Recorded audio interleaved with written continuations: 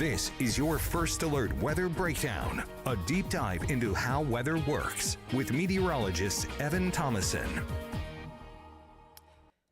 And good morning, everyone. My name is First Alert Meteorologist CJ Cartledge here. Let me get the banner up for you guys. There we go. Meteorologist CJ Cartledge here, stepping in for meteorologist Evan Thomason, who is taking a well-deserved day off. But he will be back tomorrow. Today's topics, we will be talking about couple of pretty interesting things here. We're going to be recapping yesterday's storms that passed through. As you know, it has brought some severe weather into the region, multiple tornado warnings, and as of right now, we have two confirmed EF1 tornadoes in the Cattle Parish area, actually. That was confirmed earlier, or I believe it was around 12 hours ago, later last night, that meteorologist or chief meteorologist Matt Jones had announced on social media, and the National Weather Service had announced on social media as well.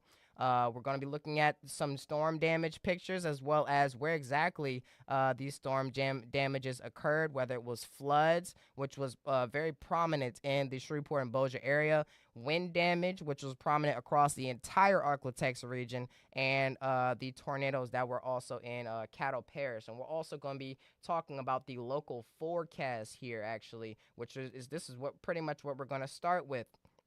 So, moving into the local forecast here, taking a quick look at the infrared satellite. I'm going to take off this station bug here, and yeah, I'm going to leave my face off for now just so you guys can see the big picture here of what we're looking at in terms of infrared satellite. Yesterday, that low pressure system, that big L right there, that is bringing lots of rainfall and severe storms to the east coast of the United States. That was in our area just yesterday. And as of right now, it's off to the north and east. It's moving off to the north and east and bringing some severe weather, as well as the main threats being the damaging winds, of course, similar to how we saw for today, isolated tornadoes, hails possible, and flooding. And that is expected to continue to move off to the east. But for us, we're still actually feeling the effects of this low pressure system. As you can see on the western half of the low pressure system there are it's mainly cloud cover, but it's not much precipitation. It's mostly snowfall in the northern half and some of the western half. But as of right now, we are dealing with a little bit of the cloud cover, as well as the northerly winds associated with the low pressure system. It's a counterclockwise type of system. So if you make a counterclockwise type of motion with your finger, that shows that on the west side of the storm, we will be receiving northerly winds, and that's what we're receiving today, mainly coming out of the north and west, and it gets a little bit gusty out there for today as well. So make sure to hold on to your hats, as I've been saying throughout the entire morning show and throughout the 4 p.m. show yesterday, which I did do. But as you can see, zooming into the Arklatex region, we will be continuing to receive this north and westerly wind. And potentially, as we move into the overnight hours, we can expect the winds to calm down quite a bit here across the Arklatex. And we won't be dealing with any types of rain showers until we hit our weekend, which I will also talk about in this forecast here. Bringing myself on the screen, we are under a wind advisory, and that lasts from now actually until 6 p.m. Tonight here, and that means wind gusts could get up to 40 miles per hour. Now, I saw a couple of areas reach just above that 40 mile per hour mark, but sustained winds look to be between 15 to 25. So once again, hold on to your hats and be careful driving out there. I had a few reports of some people here at the station driving into work and the wind shifting their car a little bit, so make sure to drive extremely carefully. Watch out for the bigger trucks, because they are prone to getting blown over as well, so make sure to be careful out there on those roadways. So moving on to the upper level pattern here, I'm going to take myself off the screen once again just to show you guys the big picture. That upper level trough is associated with that low pressure system that we showed earlier in this forecast here, and that brought us rain as well as severe storms, as well as cooler temperatures. Today we'll be receiving a little bit of some cooler conditions as compared to yesterday. But as this low pressure or this upper level trough moves east, so does this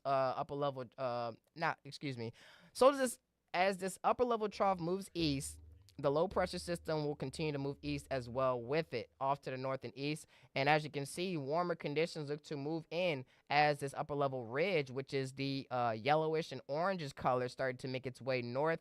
And that brings us the warmer conditions, especially as we head into our Friday, where our wind direction looks to change back to coming out of the south and intensify a little bit, which will cause temperatures to reach into the mid and upper 70s. Some of us may even be flirting with the 80-degree mark here. But there we go, off to our west, another upper level trough here at the very high levels in the atmosphere that brings the rain chances as we move into our Saturday. This will bring a pretty weak system, which is positively tilted, which means that the dip in the trough, or the lowest part of the trough, is off to the south and east, or south and west, excuse me, and the cooler air is off to the north and east here. So that means it's positively tilted, which is not favorable for severe weather. So we're not expecting severe weather as we move into our Saturday.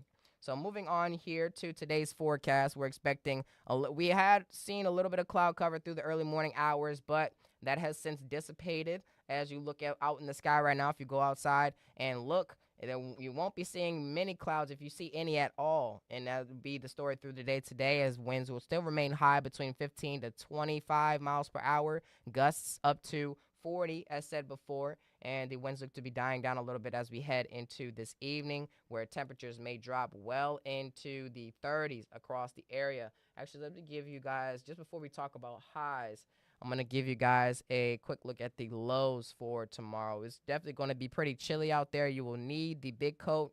And if you're only wearing a sweatshirt, you will need an extra layer of protection for the amount of the cold that we will be seeing on our Thursday morning. Let me quickly look for this real fast here.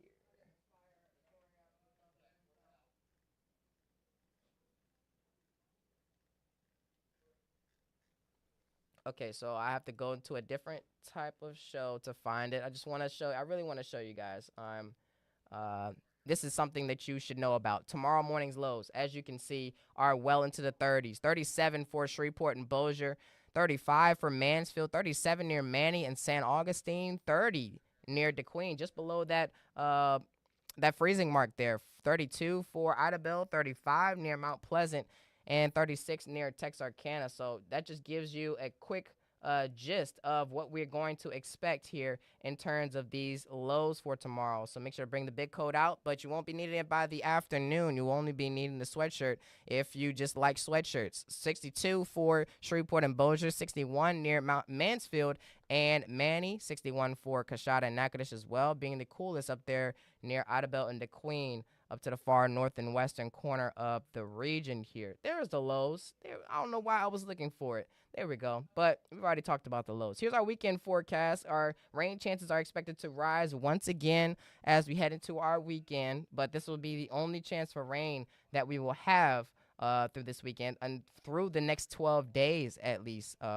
As you can see, Saturday and Sunday, we're experiencing a 50% chance for rain and a 20% chance for rain. And as showed before in the upper level pattern, we could see some scattered showers associated with this upper level trough that will be moving in through this weekend.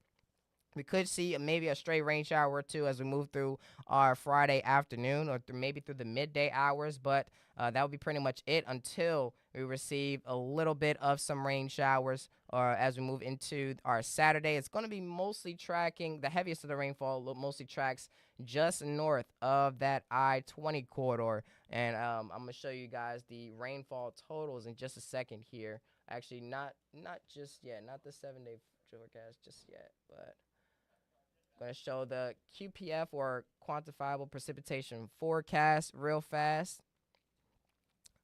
If this begins to load here, just give it a second. It's a little bit slow this morning. As you can see, we could, out of this system alone, we could expect maybe up to an inch, maybe an inch and a quarter of rainfall through the duration of this system, or at least through the weekend. We don't want to have rain chances on both Saturday and our Sunday coming up. So here's our 7-day forecast. We're just going to keep moving along here so we can get to the nitty gritty of what the big topic of what we're going to talk about today, which is a recap of the storm damage. 7-day forecast, we're expecting our 60s on our Wednesday, 70s by the time we hit our Friday, expected to be dry and calm at least through our Thursday and Friday. Not so much for today because we're expecting some windy conditions across the Arklatex. But we can expect temperatures to drop once again as we head into Saturday and Sunday. Temperatures rise back into the 70s heading into Monday and Tuesday.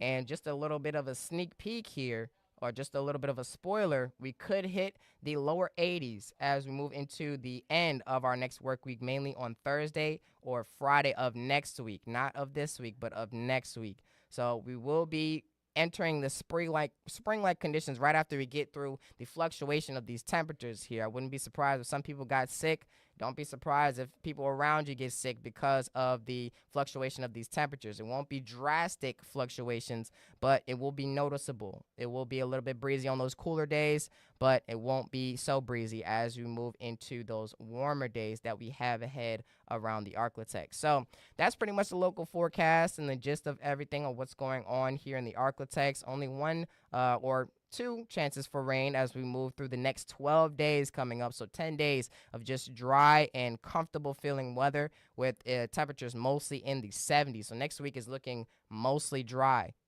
Pretty much no high rain chances are alarming out for us here at the KSLA First Alert Weather Team. The only chance for rain that we have here is on our Saturday. Temperatures will be gracing through the 70s, potentially into the 80s as we move into next week as well. So I'm going to be taking a quick break here just before we go into the details on what we saw yesterday, the storm damage, on what we know so far. This National Weather Service is still going out there today around the Arklatex and doing surveys on the damage that may have been caused by yesterday's storm. So we'll be taking a quick break here, and we're going to dive right back into it. Make sure you guys stay tuned for about 2 minutes, and I'll be right back.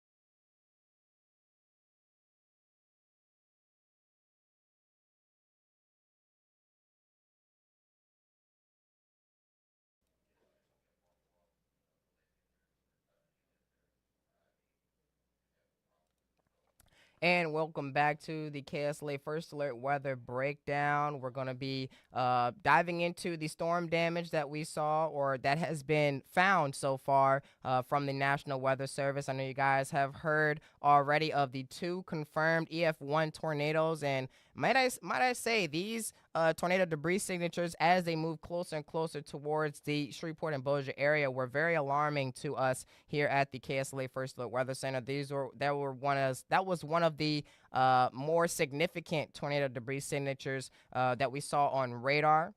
across the many tornado warnings that we saw for the Arklatex. There was one of them that was another one that was pretty alarming off near the east side of I-20 as it moves out of the area, but as of right now, it's still not confirmed as just yet, and the National Weather Service are still doing surveys on the damages that have occurred. So let's take a quick look at the two EF1s that were confirmed as of yesterday. This one, the first one actually that occurred was the one to the west here over near Blanchard, just 8 miles west of Blanchard. And I'm just going to read the description here of what pretty much happened. I'm not sure of why that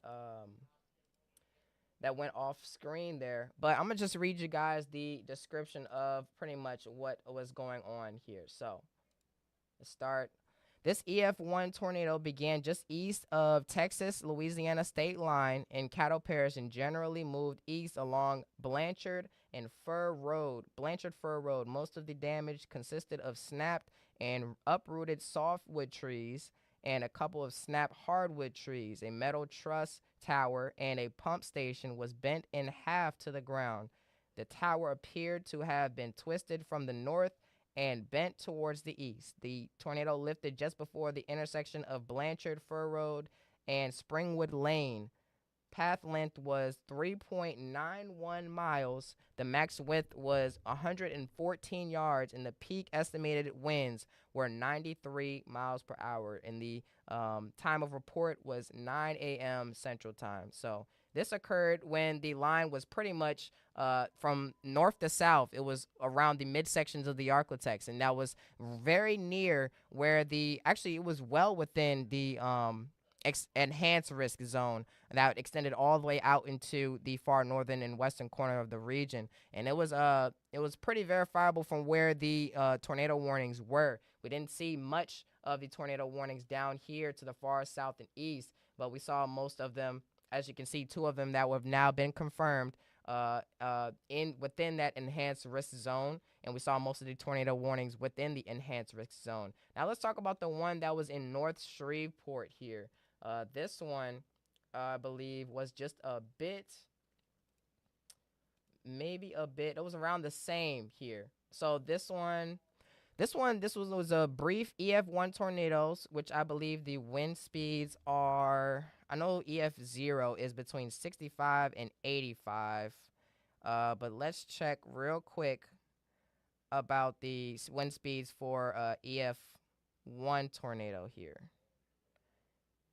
It is between 86 and 110 miles per hour. So as you can see, the winds were maximum wind speed was 93 miles per hour. So very similar to the actual one that was in Blanchard. And what we actually know here at the KSLA First Alert Weather team is that it had actually touched down in Blanchard and picked right back up and touched down again as it moved through Shreveport and Bossier. So technically, this was two different tornadoes that had the pretty much the exact same wind speed. So this brief EF1 tornado touched down in the North Highlands neighborhood of North Shreveport. It initially began along Booth Drive and moved east, snapping the trunks of a couple of hardwood trees and downing large limbs from softwood trees.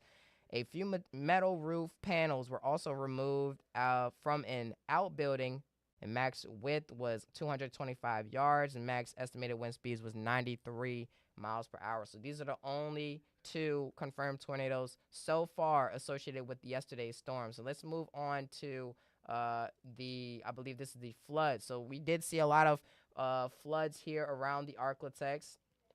This one looks like it was in southern Shreveport, reported around 9:30 a.m. Significant flooding reported on Piermont Road near Line Avenue in Shreveport. This one was reports on social media of significant roadway flooding near the intersection of Kings Highway and Highland Avenue, extending to the west towards I-49. So be careful of these roads. Once again, if you are out and about for today, be careful of driving out on these roads just in case of flooding. Flooded waters are still there. Reports on social media of flooding covering roadway near the intersection of Dalzell and Uri Drive in Shreveport, Louisiana. Emergency vehicles were on the scene. And a couple more of flooded roads were reported too. Reports of significant roadway flooding near the intersection of Barksdale Boulevard and Westerfield Street near the Peters Place Suite. That was reported around 9:45 a.m. And the last one I wanted to show you guys was the damaging wind reports, which pretty much took the cake here on the total amount of reports here. We're only 4 floods, 2 tornadoes, and there was a plethora of damaging wind reports: snap trees, fallen trees, uprooted trees, and just damaged vehicles.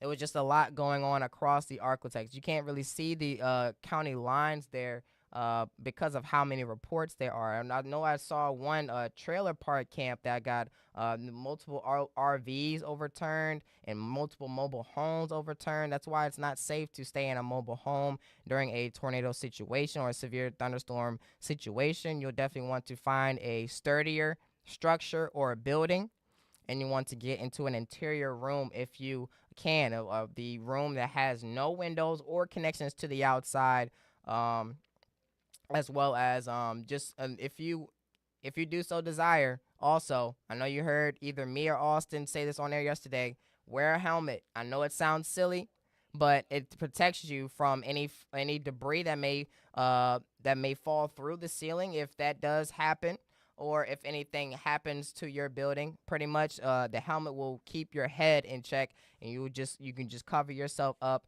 either way with your hands or anything else that you can find here. So next, I'm gonna be looking through some of the photos here. Here we have some photos of some floods that have happened. One of them being on somebody's yard was flooded in Shreveport, Louisiana. Look at that. Look at that. So there's flooded yards all over Shreveport and Bossier. There was this one car that almost got destroyed by a falling tree. Luckily, that overpass was there, or that garage that he has. A tree was reported falling in the road. This was, I believe, is in Webster Parish. And trampolines, I've seen a lot of these on social media. A lot of trampolines were flying around, and they weren't very supported, I'm guessing. But they were flying around, and some were caught in trees, and some people lost their trampolines for sure. Let's see if anything else. This was reported today. Let's look at ones from yesterday. Uprooted trees. As you can see, there were powerful winds rolling through. I think the highest I saw that was not tornado related, highest damaging wind speed that I saw that was not tornado related was around 90 miles per hour. So very close to the wind speeds that we saw near the compared to the tornadoes that were reported, confirmed. Let's look at some more. See, this is the one I believe was the trampoline caught in the tree. Yep. Trampoline caught in the tree right there. I'm going to show you guys a couple more before we go back to another break here. There wasn't much hail reported, though. Most of the hail had fallen just outside of the region, off to the west of our forecast area or our viewing area here. So definitely yes, this is where the RV was overturned. I believe this was in Bowie County, Texas. So this is near Texarkana. This is I believe it's a mobile home park or a trailer park that had gotten some serious damage associated with this storm. So very tragic for those people that had to deal with the damages there. And I'm going to take another quick break here just to wrap up the show and talk about what we're going to be talking about next here on the First Alert Weather Breakdown. So make sure to stay tuned for the last couple minutes of the show. I'll be back in around 2 minutes.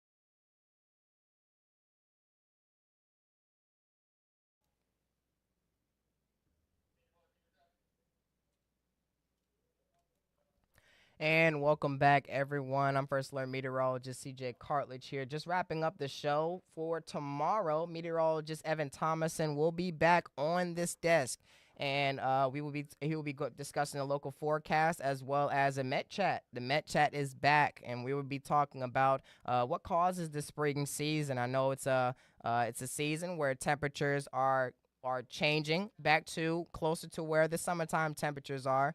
So I know they may be a good thing for you, some of you, may not be a good thing for others. I know one person really likes rain that likes to comment in my Facebook posts and everything. Really loves rain.